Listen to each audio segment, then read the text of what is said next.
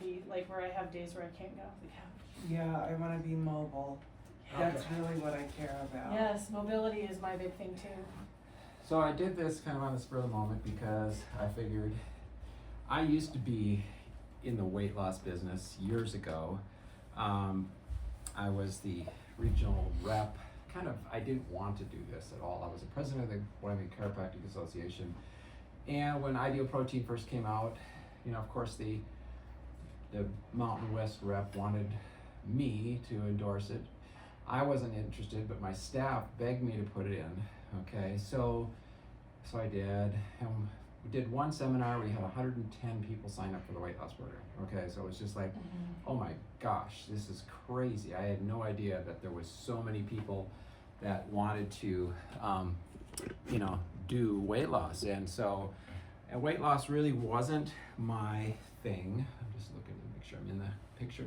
Weight loss really wasn't my thing because I was a chiropractor, but it fit into the paradigm because obviously weight makes things worse and it's inflammatory and it puts pressure on joints and everything.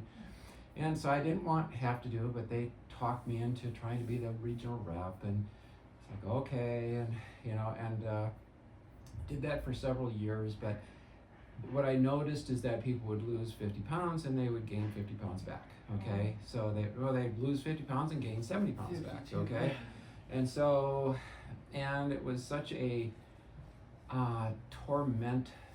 It was a torment to these patients because there was not a day that went by without people breaking down in tears because they gained 1 pound for the week and they came in for their weigh-ins and they were so focused on this weight loss.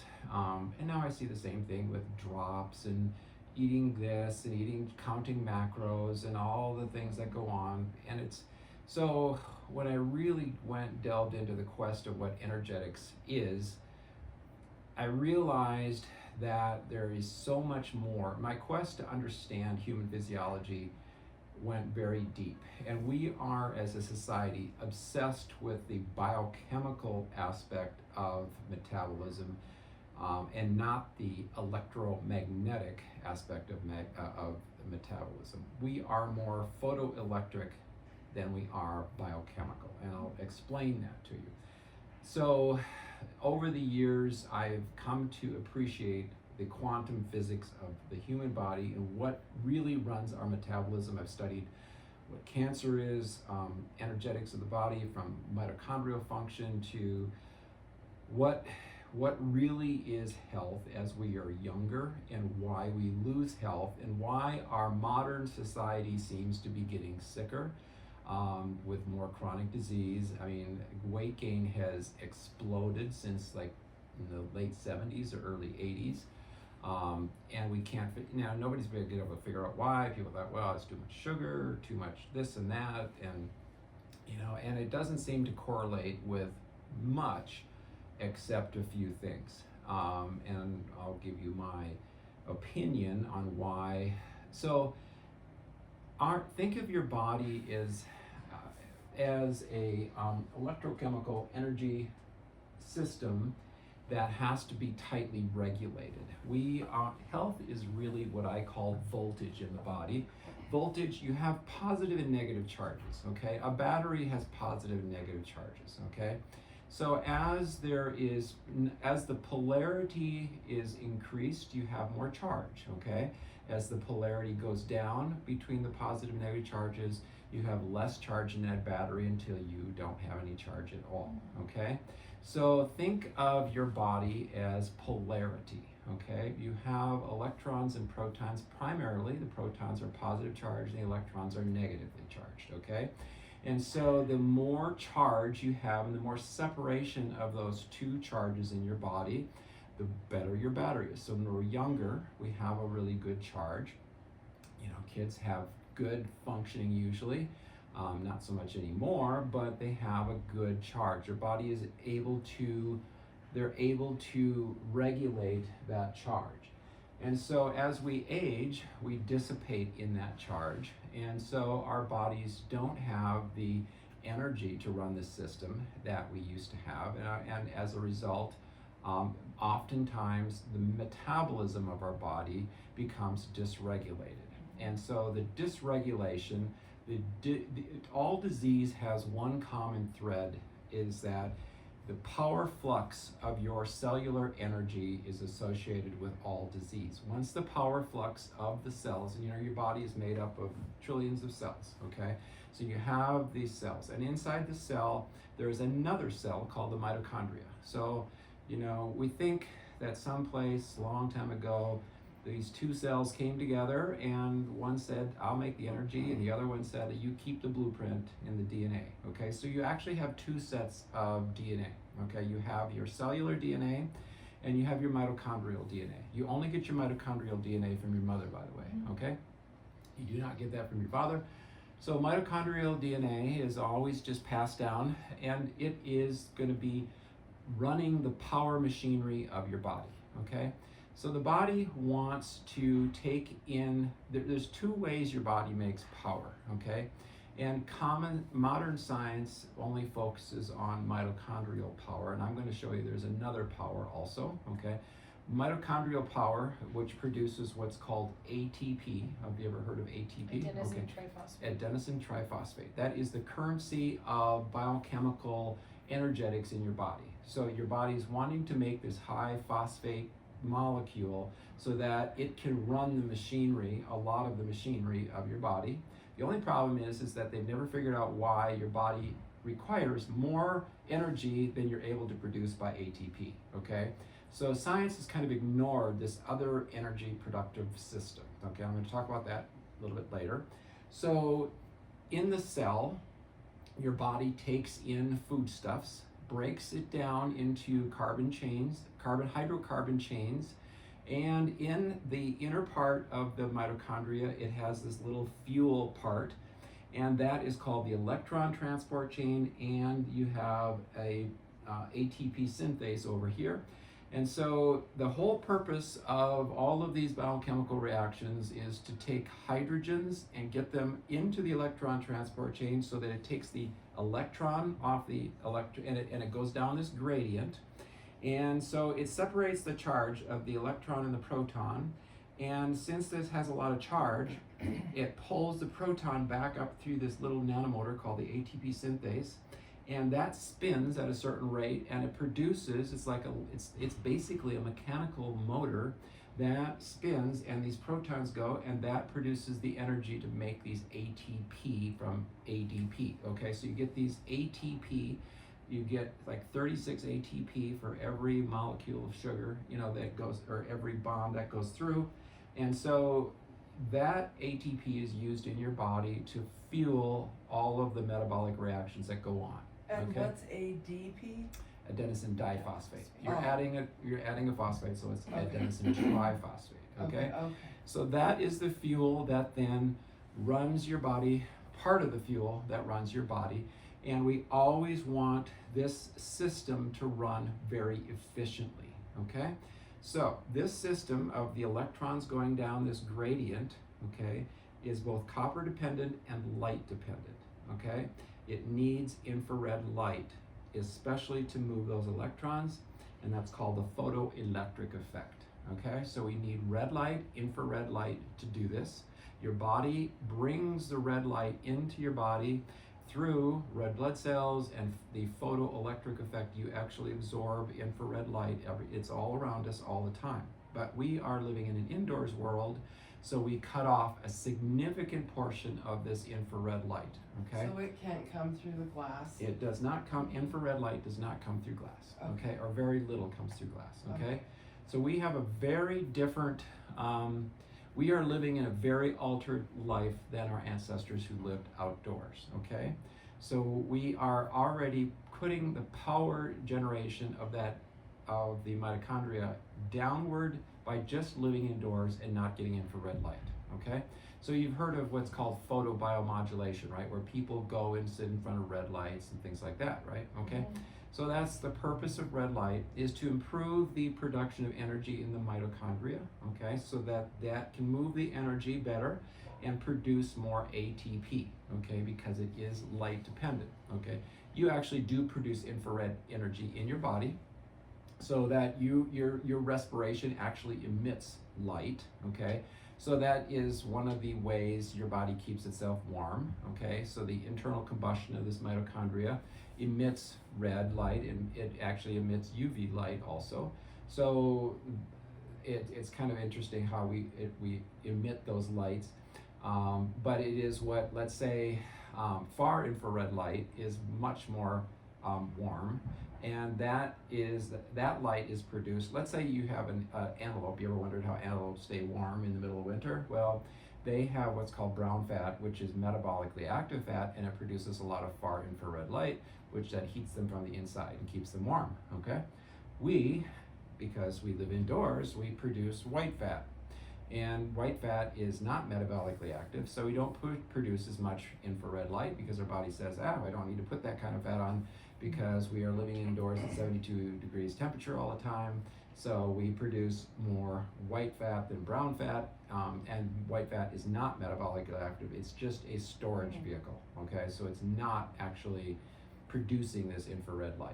Does that make sense? So you actually harness your own red light to some extent to move this system, but we need that red light from outdoors a lot to move our energy systems, okay? That's why they put red light on wounds to help stimulate the healing. It helps with your eyesight, being outside. The energy flux of being outside to indoors is huge in terms of, if I were to put a lux meter, okay, which is basically a meter, and I have one on my phone, but I can't do it because I'm taping this. If I were to put that lux meter in here, we'd probably get about 30 lux. It's a measurement of photons in the room, okay? And I go outside, I would get probably 200,000 lux, okay? That's the difference between the brightness out there than in here, okay? So Do we absorb it outside through our eyes or skin? Both. Okay. Okay. I'm going to talk about, we have what's called non-visual photoreceptors, okay? We only think that, the misnomer in science is that we only have photoreceptors in our eyes, but we actually have them all over our body. And there are multiple types of photoreceptors. I'm not going to go into all of those, okay? In fact, our skin is a solar panel. It is made out of the same embryological tissue as our brain, okay? So neuroectoderm is what makes our skin and our brain. So when we expose our skin to sunlight, there's a common embryological connection to our brain, so it actually helps. There's a direct relationship there. So that is one way that our body gets energy, is making these ATP molecules. Does sunscreen block the infrared? No, it does block some infrared, yes. It blocks the UV primarily, but and I'm going to talk about that in just a little bit. So, how we get energy from the sun is there is a whole branch of research that's being done now which talks about the ability of humans to create energy from the sun like plants do, except we do not use the molecule chlorophyll, we use the molecule melanin, okay? Melanin is what gives you pigment in your skin, okay? You have melanin everywhere in your body, and inside your body, it's in your brain, it's every place. When you are in the sun, it brings that melanin to the skin, and go ahead. What about people who don't produce melanin? Like my mother, she cannot tan to save her life, nor can my husband. Well, unless you are albino, everybody has melanin, okay? So, and melanin is in everybody. It's just that we've adapted. People that live in Ireland, okay, melanin does two things, okay? It actually helps the photoelectric effect produce energy in our body, but it also stimulates a lot of protective mechanisms from UV light, because you always hear about the dangers of UV light, okay? UV light is extremely important to health, okay? We all know UV light produces vitamin D. Well, it's actually a hormone, okay? But UV light stimulates it stimulates your steroid hormones, it stimulates all sorts of positive biochemical reactions and photoelectric reactions in your body that are not talked about. And we also understand that melanin is a key photo receptor for UV light that your body can thus turn into a DC current. There's a lot of ways your body produces what its own electrochemical current, okay, electromagnetic current. One is through the photoelectric effect of melanin. Melanin being that it splits the water molecule, and water molecule then becomes polarized, meaning positive and negative charges, and that is the essential element of electricity, okay? So there is a whole nother branch of science that is looking at the very real likelihood that you produce this electricity from the sun that makes up the energy difference that does not work out in the typical equations that scientists can't figure out why you don't produce, why your body technically requires a lot more energy than you're able to produce, but you're still able to run, okay? So we get the photoelectric effect through UV light and red light. Red light has different properties than just in the mitochondria, but we also get an electrical chemical effect just by compression of your collagen tissue and your fascial tissue. So like when you come in here and I stretch you, okay, when you walk, when you exercise, when you compress collagen tissue in your body, it creates piezoelectricity, okay? Piezoelectricity is when a crystal is bent, okay?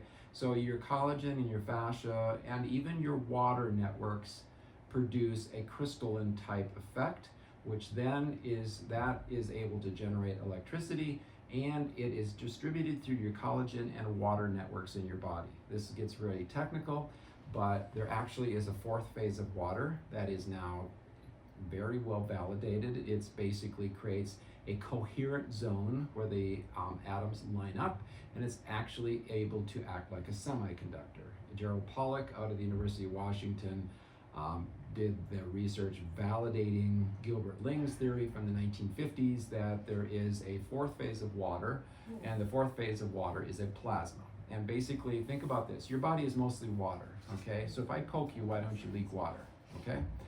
It's because it's in a plasma state, okay? So plasma, you have gas, solid, liquid, and plasma, okay? So water in your body is in a plasma state. But as we get older, it loses that plasma state, or it loses its ability to have that coherent structure.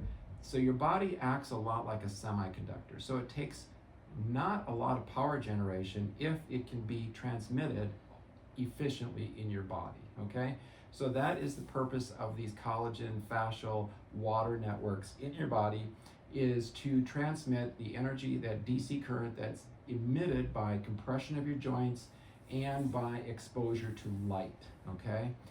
We are primarily beings of red and infrared light and UV light in terms of generating the power that runs your body, that runs the biochemical aspect. Instead of biochemistry being first, light's first, biochemistry is second, okay? So biochemistry, we focused on, oh, you know, you gotta eat a certain amount of proteins, you gotta eat a certain amount of fats, you gotta eat a certain amount of carbs, you gotta, you know, it's this diet, it's that diet. You know, if you notice, there's a diet for everything, okay?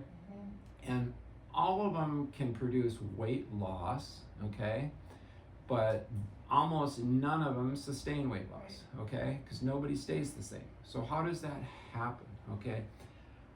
So because we become light dysregulated, and we think about it back in the, if you think about generations ago where we stayed outside, there was very few overweight people, okay? They had other problems, okay? So yeah, they didn't have sanitation, so that people died of diphtheria and typhoid fever and stuff like that, okay? So sanitation was a huge factor in longevity. If you look at from 1900 to 1960, you know, just the advent of indoor plumbing, you know, just skyrocketed longevity, okay? So, you know, just being able to get rid of your waste and then have clean drinking water. Okay, so those two things were the major factors in going from a and antibiotics, going from life expectancy of 45 to, you know, 80, okay?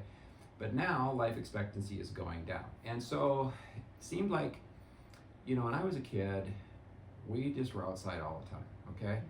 And we were, and my parents being on the farm, my dad was outside, he was tan, okay? Everybody was tan, they went to the beach. There wasn't really sunscreen. I mean, nobody really puts, you just didn't want to get burned, but you kind of built up what is called a solar callus when you were young, so by the middle of the summer, you really didn't get burned very much because you just kind of slowly gained your tan, and even people that were fair-skinned, they were able to they had to go in the shade earlier, but they were still better, So, and you look at pictures from the 50s, and people on beaches, they were tan and they were not overweight, because it's quite interesting if you look at historical pictures. Look at Native Americans and the Lakota Sioux out here.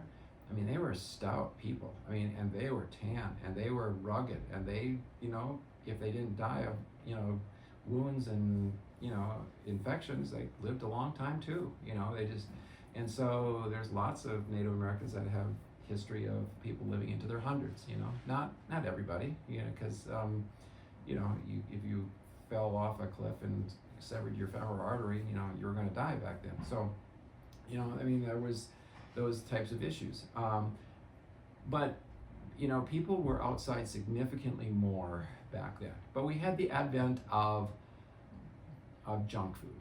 I remember growing up, my mom used Crisco for everything, which was absolutely horrible. It was just basically trans fats. So I was just eating a diet of trans fats. But I was compensating because I was outside in the sunshine. I could, deal with it, but it was bad. My grandma had diabetes and she died of a stroke. So it wasn't like there wasn't things around, okay? So, but now, everybody is just indoors. Kids are in front of a screen, okay?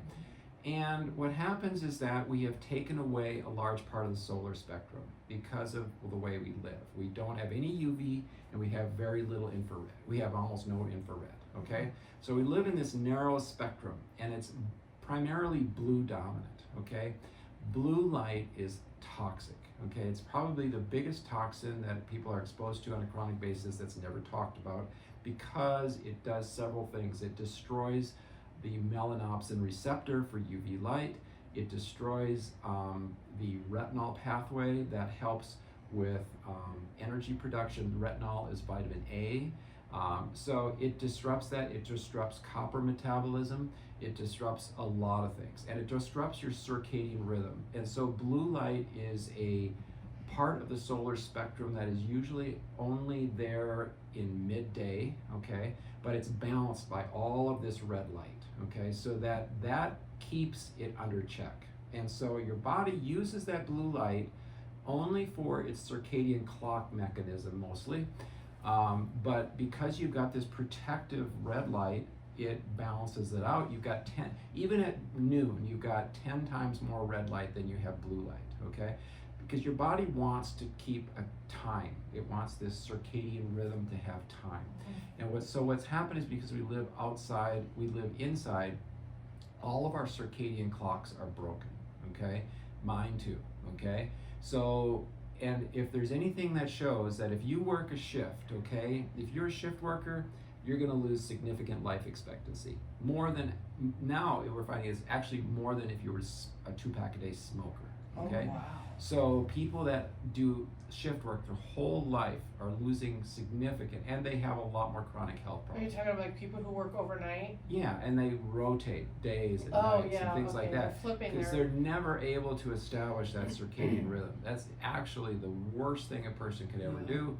And I'm amazed that companies are able to do that because they cut out smoking, okay, but circadian rhythm disruption like that is as bad as smoking, in terms of life expectancy lost. So it's amazing that they allow industry to get away with that, So I just don't know how they do that, but they do it. People just have no awareness of how bad circadian rhythm disruption.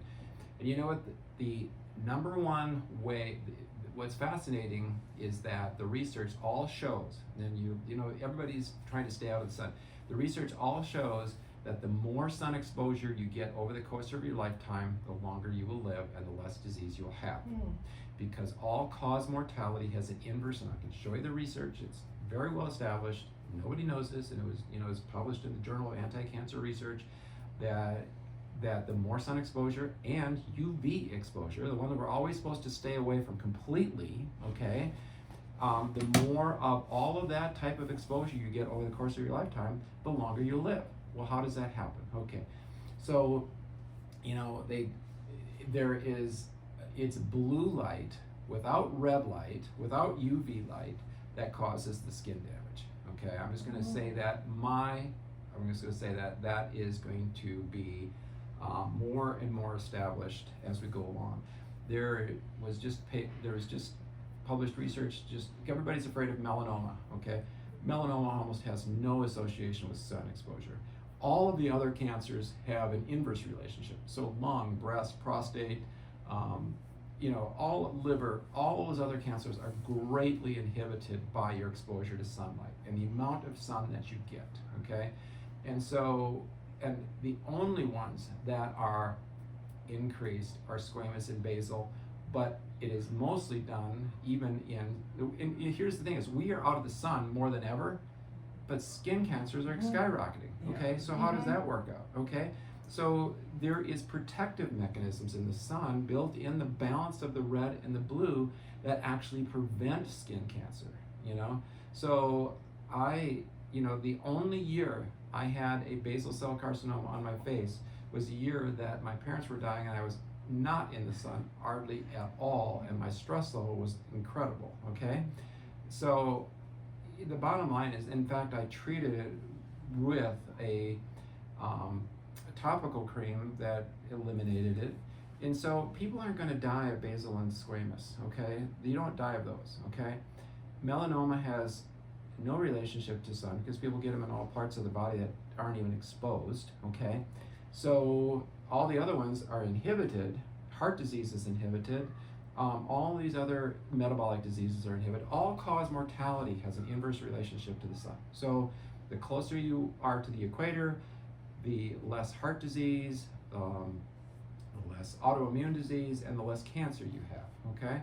So it's balanced out from poverty, because a lot of people at the equator have poverty issues, but sunshine issues are very much associated with all, so you have to think of the big picture, okay? So, and nobody tells you that, because the whole message is to stay out of the sun, use sunscreen, you at all costs cover up, and in reality, what you're doing is it's causing cancer. It's causing one of the big massive metabolic disease, because we are not getting the energy through the light systems that drive our metabolism the way our ancestors got, okay? So that is light, magnetism, electricity, and water, the mitochondria, energy conduction, polarity and voltage, so that when you have polarity in your health, okay, men are able to produce testosterone, women are producing estrogen, which are your dominant hormones. And so what you see right now, which is really fascinating, is that testosterone and sperm levels in men are plummeting. I don't know if you've seen that, okay? I saw a thing about that yesterday. It's actually a linear thing, and they actually will, if it continues the same, men will be basically infertile by 2043 or something like that, Wow. Okay? And women so men produce too much estrogen, they gain a lot of weight, okay? Women produce less estrogen, but they produce a lot more testosterone, okay? So they get polycystic ovary disease, okay? And so you don't see the polarity between male and females as much as you used to, because their outward characteristics are becoming diminished. We're getting out of the sun, we're sitting playing we're playing video games in front of blue light, and we're doing it at midnight. Young boys are sitting there up at midnight every night playing Warcraft games or whatever it is they're doing on their TV or on their cell phones. And that's another thing, the non-native electromagnetic frequencies of the Wi-Fi and all of these other things do have a physiological effect, and they diminish our battery, they diminish the voltage, okay? So when you diminish the voltage by looking at the blue light, and you diminish the voltage by experiencing electromagnetic fields that these appliances produce, okay? I'm not gonna really get into that as much. But I want to talk a little bit about the physiology of that mitochondria. We're going to backtrack a little bit. So your mitochondria need that red light, and they need a supply of electrons. You get the supply of electrons from food, but you also get it from touching the earth, okay? And you get it from other sources, and you get it from water, okay?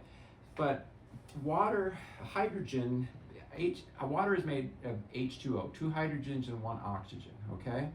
And so water is extremely important, but in the hydrogens, there are 3 types of hydrogens, and the one hydrogen is called protium, which is just an electron and a proton, and the other one is called deuterium, which is, or one of the 3 is deuterium, and there's tritium. I'm not going to talk about tritium, okay?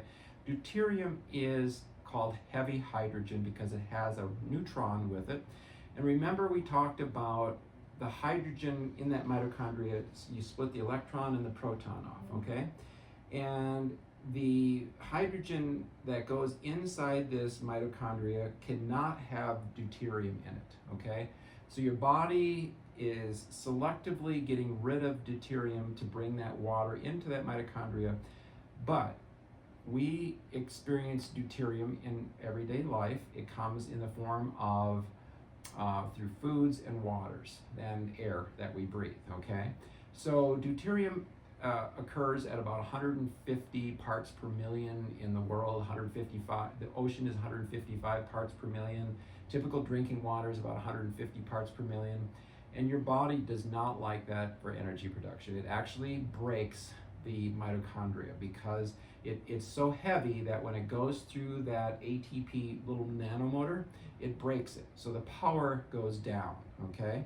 So they've discovered that, and this is very well established. I mean, I can give you research articles on all of this, okay? I can show you that as the deuterium content in your body goes up, the rate of heart disease, cancer, depression, everything goes up because your energy system becomes broken, okay? When your energy system becomes broken in the cell, in the mitochondria, you have a backup way of producing energy that doesn't involve oxygen interacting with iron, and so it is called the Warburg effect. Cancer uses anaerobic fermentation of sugar, okay? And Otto Warburg is the scientist. He got the Nobel Prize way back in the 30s. He worked in Germany. He was a fascinating scientist along with Krebs. And he discovered that you have this alternative pathway that becomes active when the cell becomes so damaged, and it says, I'm going to survive at all cost, okay? We think it's an old evolutionary adaptation that's still around. It's not useful, okay? But when your power goes down, when you have enough broken mitochondria in the cell, your body will shift into the Warburg metabolism. And that's why when you have cancer, it's going to eat tons, and it needs so much sugar because it's actually a very inefficient way. So it catabolizes your body, and that's why it shows up on PET scans, which is basically a scan looking at sugar, okay? So, you know, you don't want that power, and that's why cancer is actually a disease of aging, because as our power goes down, okay, we get these metabolic diseases. Cancer is a metabolic disease. It's not a DNA disease. Okay, go ahead. So what's deuterium missing that it breaks the mitochondria? It's not missing. It has an extra neutron, which doubles the weight. Okay, so the weight of that hydrogen breaks that ATP synthase nanomotor. How is it supposed to work? Well, the protons are supposed to go through that little nanomotor, which is a spin device in the mitochondria, and that spin is a motor that produces a charge that makes that ATP. Okay, so when you've got these heavy hydrogens, okay, that go through there, they break that nanomotor. Okay, those deuteriums, because your body is always trying to create deuterium-depleted water in that mitochondria. Okay, so when it's depleting deuterium, but when you drink and you eat foods, and so typically as we age, our deuterium levels creep up. Okay, and as that creates metabolic syndrome, because as our body is less efficient in these organ systems, okay, so as we get metabolically dysregulated, or circadian rhythm is dysregulated. We're not getting light. One of the big things that happens first is we become leptin resistant, okay? Leptin is a hormone, okay? It was discovered in the 1990s, and we still don't understand it, but it's an energy regulating, sensing hormone, okay? So you're at night, your body senses how much energy storage you have in you, okay? So it says, Scott, you've got enough energy, you don't need to eat a lot, so I'm gonna produce leptin and it's gonna keep your hunger down because we got a lot of energy, we don't need that, okay? And so that's how it should regulate. But unfortunately, blue light destroys a lot of the ability of leptin to regulate, okay? Along with these non-native EMFs that we're in, the microwave radiation that we are all bathed in, okay? Living indoors, which is another form of non-native EMFs, is where they're cutting out the lux of the sun. We're getting, even on a cloudy day, there will be 100,000 lux outside and 30 inside, okay? So you are getting, and then what you've got, you have no UV and you have no red, okay? Infrared, okay? So that's a non-native environment. You know, our ancestors needed to go in the shade, but if you're in the shade outside, you're getting all this red light that's bouncing around. You know what bounces red light or infrared light? The color green. Okay? Grass. Isn't that cool? That your body, I mean, nature knew it built into this system by being in a green environment, you're getting this massive flux of infrared light that's coming into you. And green makes me happy. And also when you touch the earth is called grounding. When you touch your bare feet on the earth, you get a supply of electrons, okay? So electrons and protons are always interacting. The more electrons you have, the more negative charge you have in the body, the more voltage you're gonna have, basically, okay? Your body's good at keeping the protons, but it needs that constant supply of electrons. So we don't touch the earth anymore. We're not grounded anymore, okay? That's another big factor. Our ancestors would touch the earth a lot more. You know, the earth has magnetism, okay? There's a magnetic factor. You know, the electromagnetic works together. Current is both electric and magnetic, okay? The earth is very magnetic. Certain areas of the earth that are more magnetic are like Yellowstone, or were places in the Yucatan Peninsula. But the earth has a very significant electromagnetic pulse, and so by being in the earth or touching the earth, you are getting that polarity again with a feed of electrons, okay? So getting back to deuterium. So guess what water and foods are high in deuterium that causes ill health? Carbohydrates. Right, And okay. soda. So the lowest deuterium levels are in the fats that are grass-fed fats, and the highest deuterium are in carbohydrates of fruits, especially tropical fruits, okay? So it's interesting that, you know, our bodies, you know, in the past, you know, when ancestors had scarcity, okay, you know, we were driven towards trying to find foods that were calorie dense and deuterium dense, because they would put on weight to make us, you know, have some energy stores for the winter, okay? Mm-hmm. We don't need that anymore, okay? So we have, obviously, so fats are the lowest in deuterium, carbohydrates are the highest, and carbohydrates that are tropical are the highest of the high, okay? But people that live in the tropics can deal with that higher deuterium content because of their solar yield, okay? So how we deplete deuterium, which is interesting, okay, is the number one way is sun exposure, okay? Sweating, exercise, cold exposure, okay? There's another element to heat and cold that is really important, and this is, so I'm gonna get into how to become metabolically a little healthier over time, okay? Because, you know, altering macros and just being on that weight loss macro calorie system never works if you're metabolically dysregulated. So let me go back to the leptin story a little bit. Mm-hmm. So let's say what's really, if you're metabolically healthy, okay, and I'm going to use and I'm not totally metabolically healthy, don't get me wrong, but I seem to be able to manage my weight. I could eat 10,000 calories a day for a little while, or I can eat 1,000 and I stay about the same weight, okay? So what happens typically, what should happen is, let's say I eat 10,000 calories for a while, okay? Well, my body's gonna sense I'm taking all these calories, so my thyroid gets stimulated so that I burn at a higher rate, okay? And I can what's called uncouple my proteins, okay?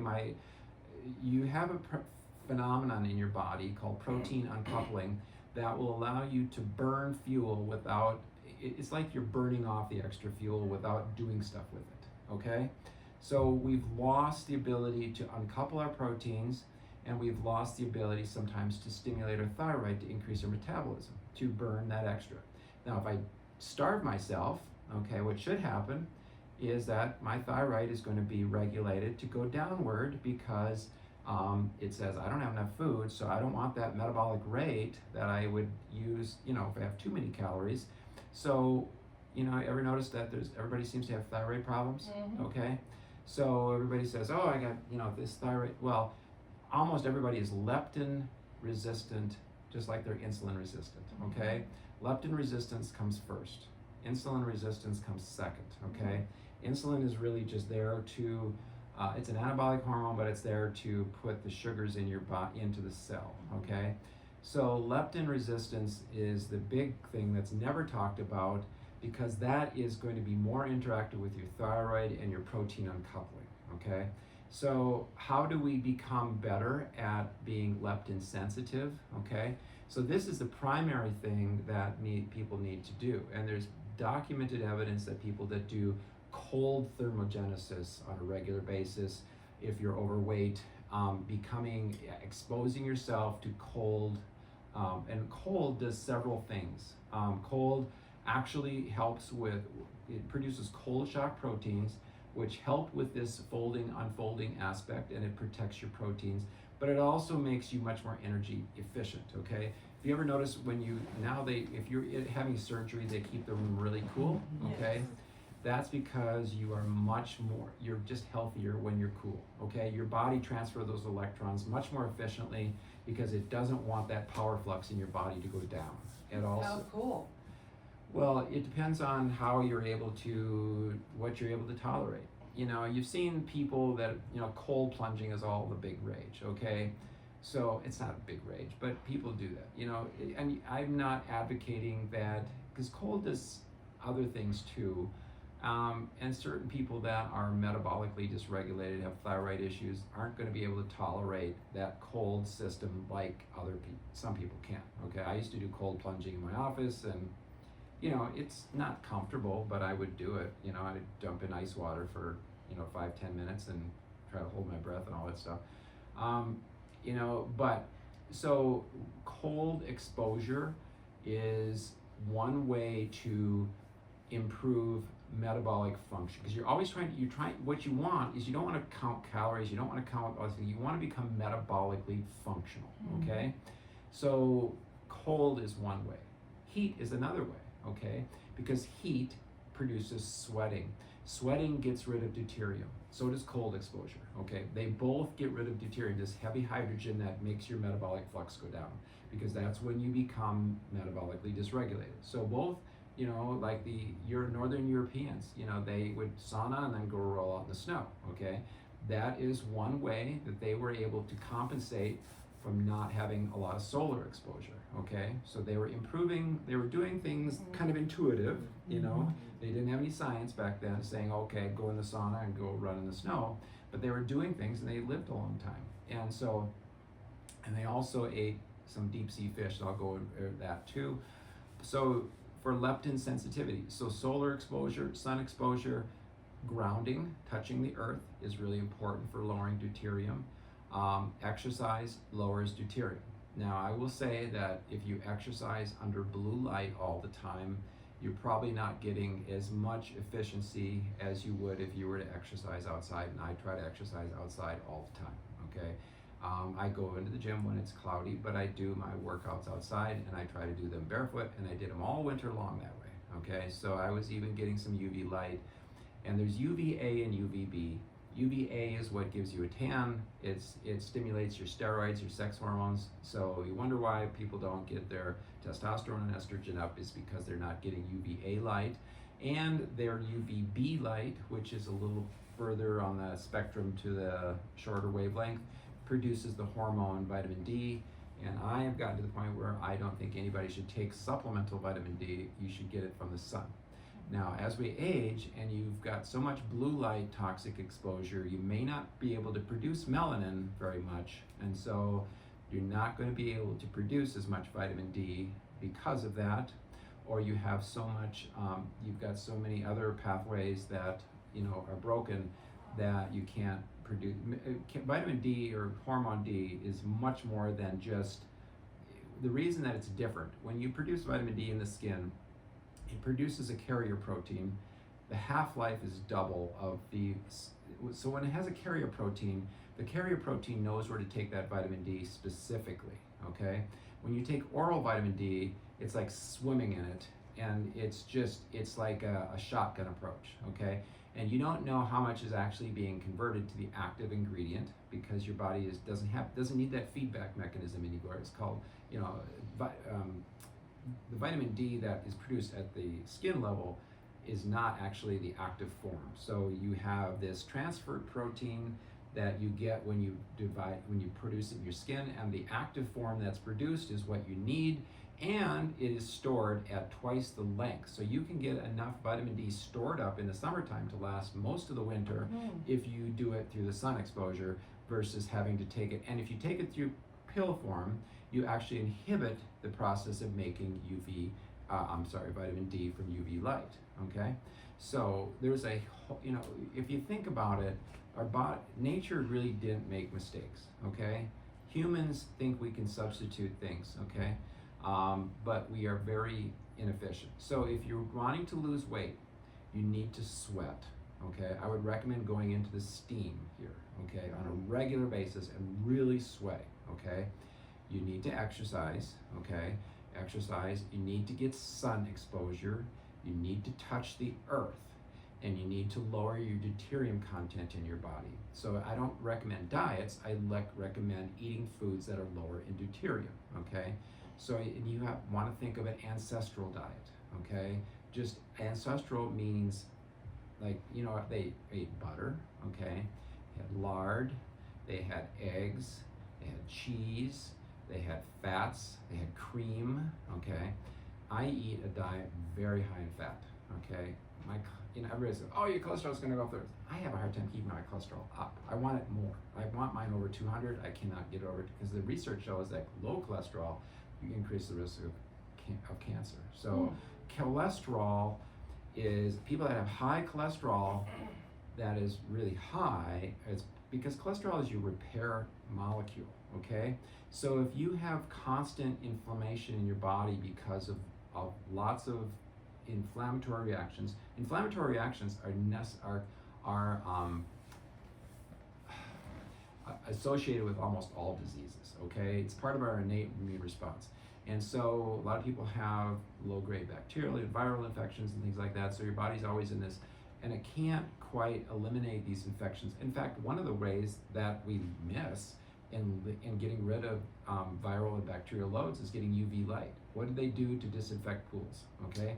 They put it under UV light. When you go out in the sun and you get a red response, okay, your capillaries are dilating.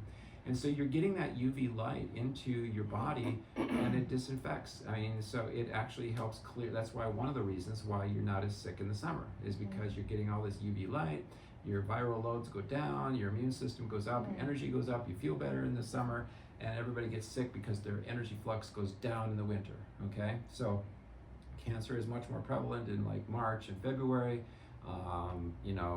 Sicknesses are much more prevalent because we're getting at that end of that season where our vitamin D is completely depleted and all these things. So making the hydrogen water, okay, is a great way, because that actually is a little bit lower in deuterium. The good thing about it, if you can get spring water here, now it's interesting, lowering deuterium content has amazing benefits for people that have cancer, and it's never used because there's no money in it, okay? So people, and it's amazing, there is lots of research out there showing with good controlled studies that just give, if you have cancer, let's say you have stage 4 cancer, they've done these double-blind placebo-controlled studies where they'll give one group deuterium depleted water, okay, to drink, okay, because you make deuterium depleted water, that's what you want, but if you can supplement this water, and they give these metastatic cancer patients, they've done it for lung and breast and other things, and the other group gets no deuterium and doesn't deplete their deuterium, these people live like 4 times longer.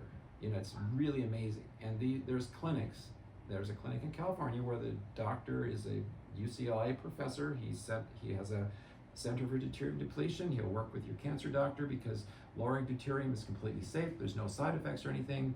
But do you think anybody hears about it? No. Okay? And so it's really sad because there are many, many ways for people that have these horrible cancers to do things that are going to greatly extend their life that they never hear about, that have actually really good research. And I can back this all up by giving you the research of these things. Okay? I'm not going to go over each individual study right now. But if you lower your deuterium, you lose weight. Okay, you suffer from less depression. For every 10% of deuterium depletion in your body, and you can test it. Okay, there are ways to do this testing. For every 10%, you lower your risk of cancer about 33%. Okay, which is huge. Okay, so you need some deuterium in your body. It's collected in your collagen networks to some extent, but you don't want it in the mitochondria. So we are lucky. If you can access spring water around here, I have a spring that I get mine from a rancher. He doesn't want me to tell people where it is, but I've measured it. It's really the lowest deuterium content in the world. It's amazing. It's 133 parts per million, and just that alone is unbelievable in terms of its, and spring water is good because it's has the right mix of minerals in our body, okay? So tap water here in Casper is about 145 parts per million, which is better than some places, like if you go down south to Alabama or whatever, their deuterium content is really high. So people that live down south, if they live indoors and drink high deuterium foods and live and drink that water, they're going to have a lot more heart disease, which they do, okay? So, it's not only sun, because, so what you want to do is you want to find sources of foods. The one thing about Wyoming is you can buy things from ranchers here, okay, that you can source meats. I get mine from the milk house. There's meats over there. I eat, whole fat milk. If I can get cream, I will. I eat a lot of butter. I eat a lot of lard. I eat all of these things, and I keep my carbohydrates low. The carbohydrates that are lower in deuterium are the leafy green carbohydrates, the highest deuterium carbohydrates. And I'm not saying you can't eat any, okay? Obviously the dose, and this is one of the reasons that, like the paleo or the keto people, it does work, okay? But you want to plug in these other things, okay? And there's ways to ground, like you can actually buy grounding sheets for your bed at night, and you can actually buy earthing mats. I used to have one here. I'm going to put some more so that you can buy shoes that will actually touch the earth and get that electricity into your body, okay? And there's pretty good research that shows how much less inflammation you have when you actually ground yourself, okay? So I would really try to get your feet touching the earth at least an hour a day if possible, okay? On grass or soil? Or cement. Cement is a conductor where tar isn't, like asphalt is not, okay? So if I could get my mom to sit on her patio and touch and with her bare feet on her concrete, right, and just do that, right? Because I'm just like, this is revolutionary. So we have to think in terms of energetics, okay? That's why I exercise barefoot in the sun. I just kind of trained myself to deal with cold. I was perfectly fine out there to deal with the wind, but I knew you guys weren't. And you don't want to use sunglasses if you can, okay? And I'll tell you why. If you can do these things, okay, to mitigate your blue light hazard and set your circadian rhythm. Watching the sunrise sets your circadian rhythm every day, okay? It stimulates what's called POMC, okay? Pro-melanocyte stimulating hormone. that is the key that signals to your body to produce melanin so that you can handle the UV light in the midday. And it sets that, and the setting that circadian clock by watching the sunrise is what really, really sets your health in motion. So if you can look, every day I look at my app and say, okay, sunrise is this time. I'm gonna step outside, even on a cloudy day. I step outside and I try to watch that sunrise for several minutes, 5 minutes, 2 to 5 minutes, okay? Because I know that intensity of light, because like indoors, I try to keep the lights off in the morning and just under red light until the sun comes up, okay? So I mitigate my blue light until the sun comes up, okay? Then I try to get outside in the midday where there's an app you can get on your phone that will show you when UVA and UVB is happening, okay? And so those two things are really important to be able to know what you're getting, okay? Because you want your vitamin D, okay, your hormone D, which right now you're gonna get a good solar.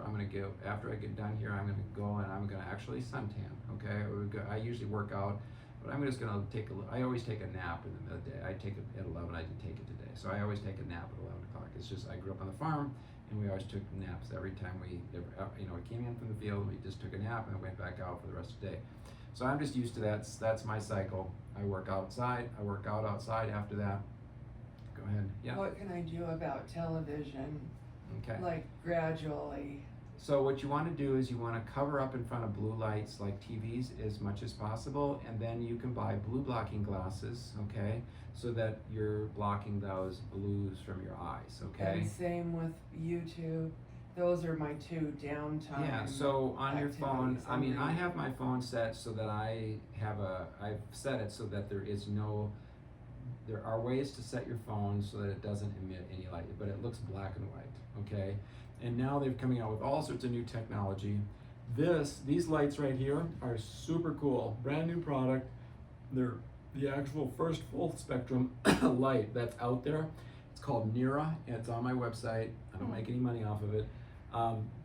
They actually emit spectrums all the way to 3,000 nanometers, which is, all the ones that say full spectrum are only spectrum in the visual range. They don't have any UV and they have no far infrared, okay? So it's not full spectrum. Full spectrum is when you're out in the sunlight, and you can look at the spectral analysis of this product, and I'm gonna convert all my lighting to this product. It's brand new, just in the last couple of months. It's the very first lighting, and they're gonna actually make a AC to DC converter so that there's no flicker, because flicker makes your eyes, all screens have flicker, okay? Flicker produces fatigue because sun has no flicker, okay? So because it's alternating current, it all has flicker.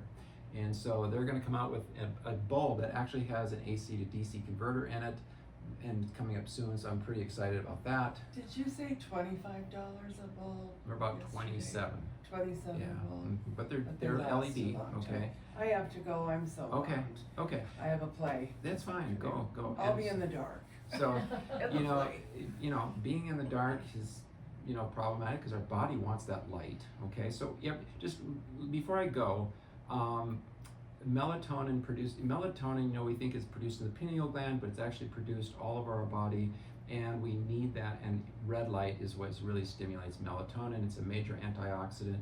So by not getting the infrared, you're not getting that major antioxidant like it should, and by not getting the lux in the day and the darkness, you want to be completely dark at night, and you want to be completely light in the day with outside light as much as possible, and I think, and then sweat, okay?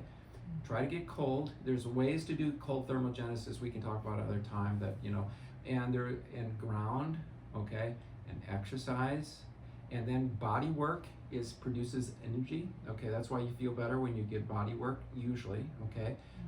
And then whether it's mind type or massage or whatever, exercise produces that energy, so you're always trying to keep your energy flux up, okay?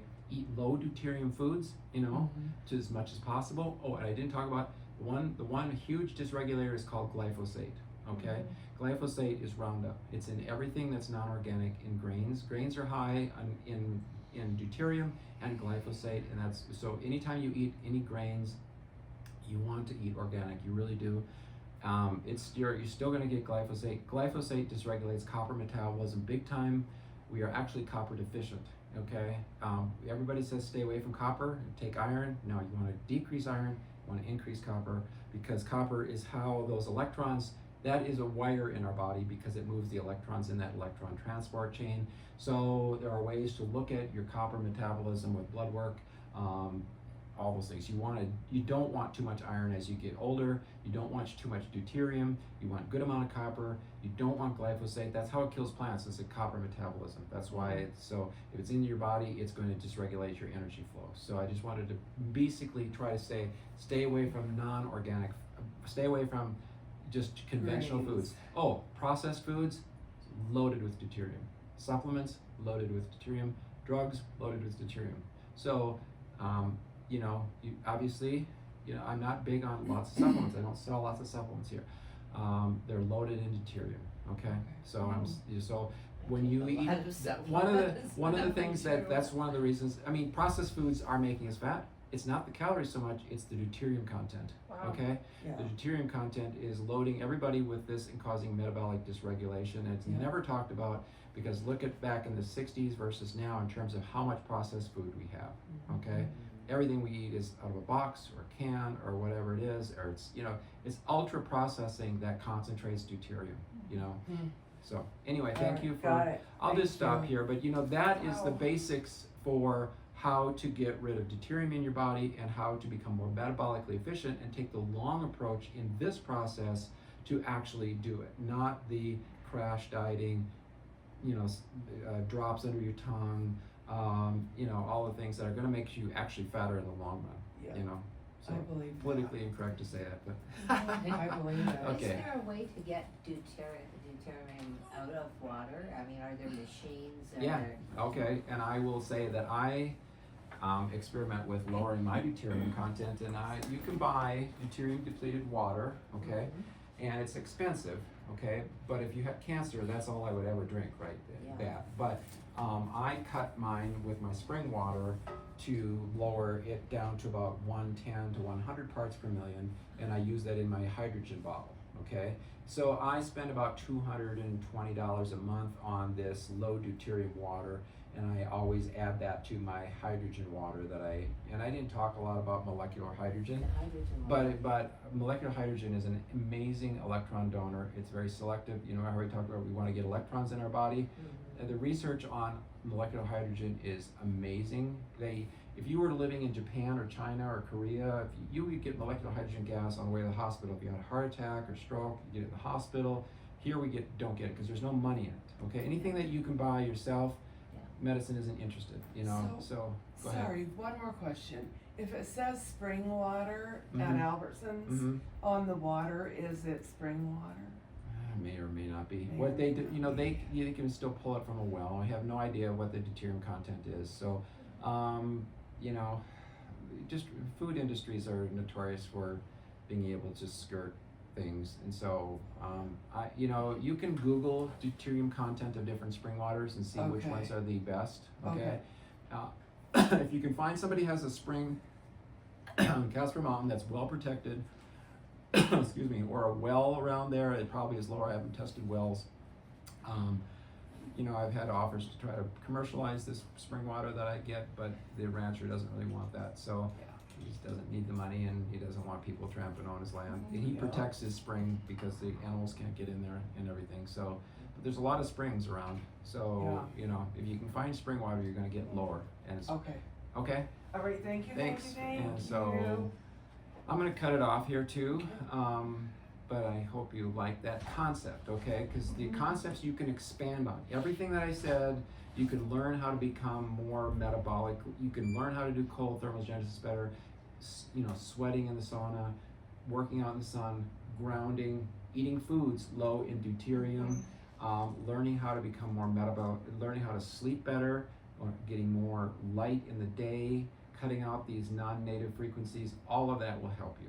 Does that make sense? Yes. So, and over the long haul, if you want to listen to a lot of podcasts by Dr. Jack Kruse, okay? He lost over 100 pounds just by doing cold thermogenesis, and he's kind of the originator of a lot of these things. Kruse, okay? He's an amazing, but a lot of the stuff is going to be over your head because he's a very, very deep thinker, and you know, he doesn't have the personality to, you know, to really touch a lot of people, but his information is absolutely amazing. So I will, you know, I can put some links to his stuff, but he's on podcasts all over the place. Okay, he's a neurosurgeon. You said Jack Cruz? Jack Cruz, Kruse. I'm gonna just Okay. look for him right now.